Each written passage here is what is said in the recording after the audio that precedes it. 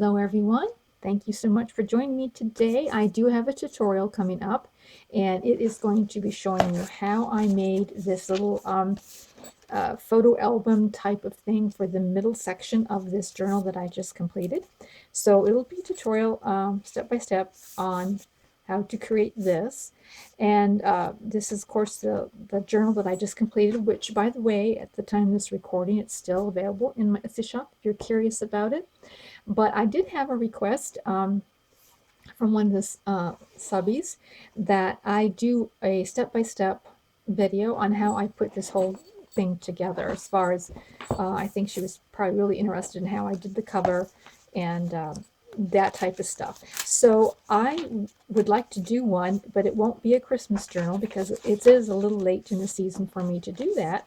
But I think in a bit I'm going to do the same journal but in a different theme, and so stay tuned for that. And I do like suggestions if you have something you want to see, or I can't promise that I'm able to do everything that anybody wants, but I certainly would not mind suggestions. If you see something that I have done or in doing and you want more details on it, I'd be happy to consider those things. So let's get started with the tutorial. For this project, you want to have 3 pages of a cardstock or a very heavyweight scrapbook paper, and these are 8.5 by 11-inch sheets printed on both sides. I have 2 different colors I'm working with, so I have the red will be my base and the green will be the flaps and other parts of it. You'll need to find the middle of whatever you choose for your base. You'll need to find where the middle is at. I have to move mine over 1/4 of an inch on the scoreboard because I need to trim off 1/4 of an inch all the way around. So 5.5 is half of 11 inches, and whatever your middle point is, you'll want to score 1/8 of an inch on each side of that. So you can do it without a scoreboard. You just have to use your ruler and measure. And as long as you're 1/8 of an inch on each side of that middle point, you will have a spine right there in the middle.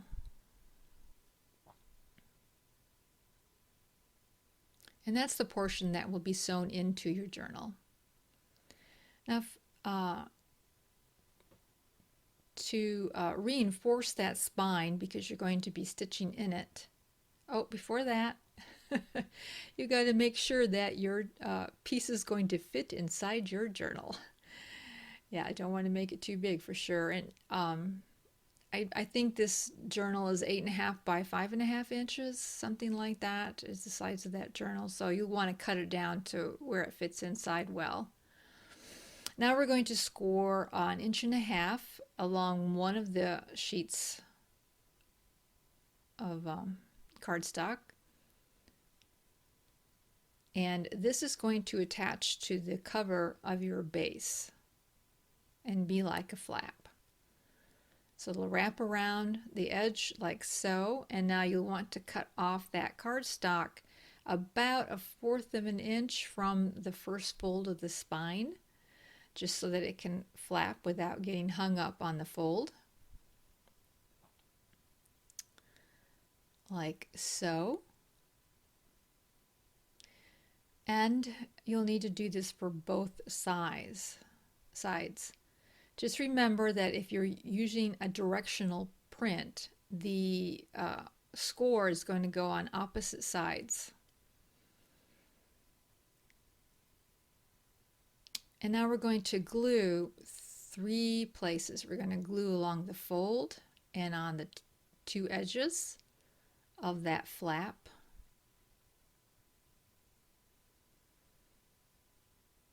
And that way, when you're done, the tuck spot will be glued on 3 different edges.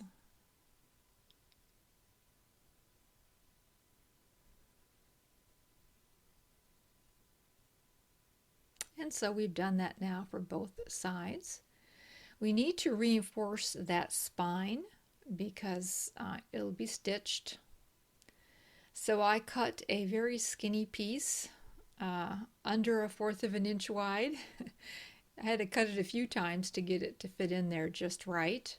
But we're going to glue another piece of cardstock down over that spine area. And I think it's best to choose something that matches because it is something that you will see.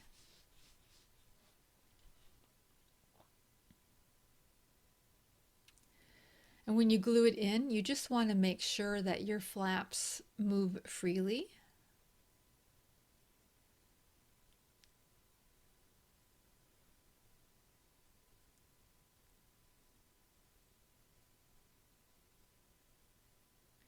Now we're going to make 2 panels, and the panels are going to fit with a 1/4 of an inch border all the way around. So you'll cut 2 pieces of cardstock, it's what's left over from your flaps.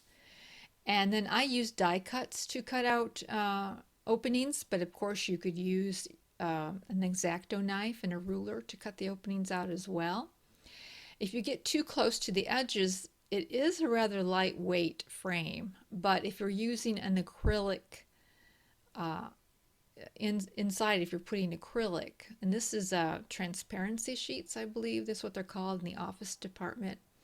If you're using those, it'll shore up that frame and it won't be so flimsy. However, if you're not going to use acetate, then I would double up on the frame. I would cut 2 pieces exactly the same and glue them together to really make it so it can withstand putting things in and out. Get a little glue on there, you just wipe it off. Okay.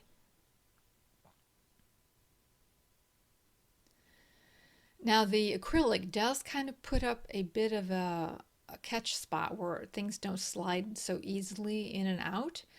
And it's not necessary, but I like to glue down some washi tape over that, a little bit over the acrylic, a little bit onto the backing of the paper. And I almost always glue down my washi tape just so that I know that's a permanent thing.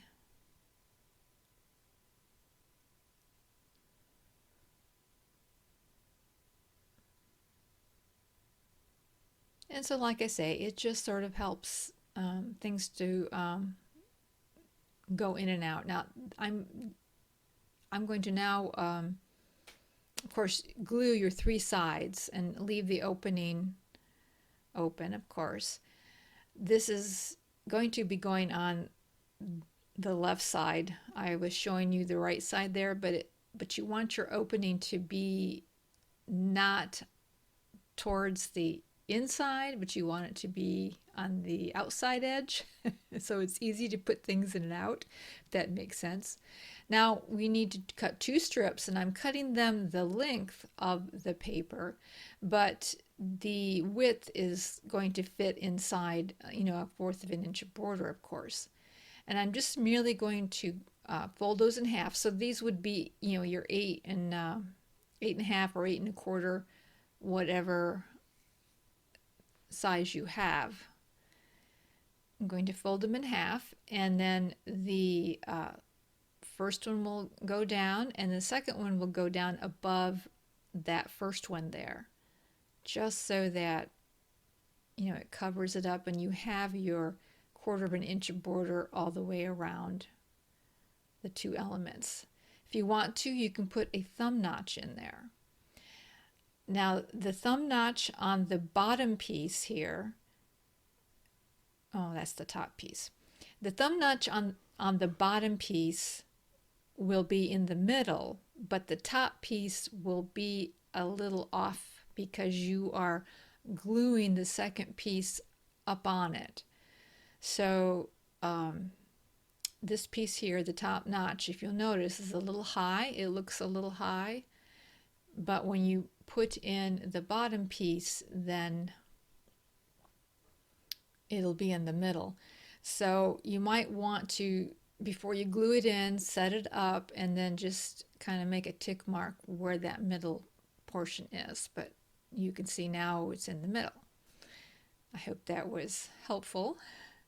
Of course, you don't have to put thumb notches. You can, and I used a circle punch in case you're wondering. You don't have to do it. And I rounded the corners and put on a little patch of lace. And that middle portion now is done. So now we have the two flaps there that need to be decorated. And I put in two corner pockets, a double corner pocket there, a little trim. And now we have the spine and the joints of the spine there. And just to get them so they will stand up over time, I'm going to glue on a piece of cloth. So I start with the spine and I get it on there. And I think that little piece of cloth is probably 1.5 inches wide, something like that. You can experiment. But I think it's about 1.5 inches. And I'm using music, which means that it has to be straight, so it's a little fiddly. If you just used a plain cloth, it would probably be a little easier to do. It didn't help that the fabric itself wasn't printed super straight either, so I had some adjusting to do. But if you work quickly before the glue dries, you can readjust your cloth a little bit. You can see here I had to kind of move it over just a piece.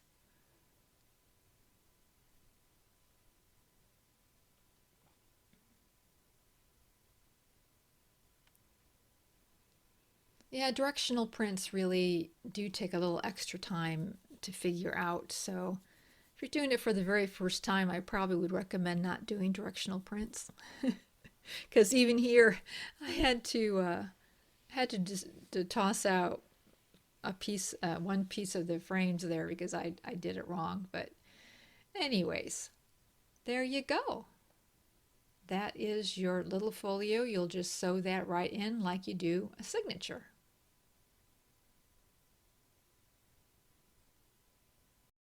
And here the project is inside the journal. As you can see, this is where I sewed it into the journal right along here. And we have a tuck spot there on the first flap and some pockets. And then a place to put our photographs in. One here perhaps, or however anybody wants to use this. Photographs over there. So I hope you enjoyed that, and if you did enjoy that, please hit the like button and please subscribe so that you can see future projects that I'm going to be having. And you have a great and crafty day. We'll talk to you later. Bye.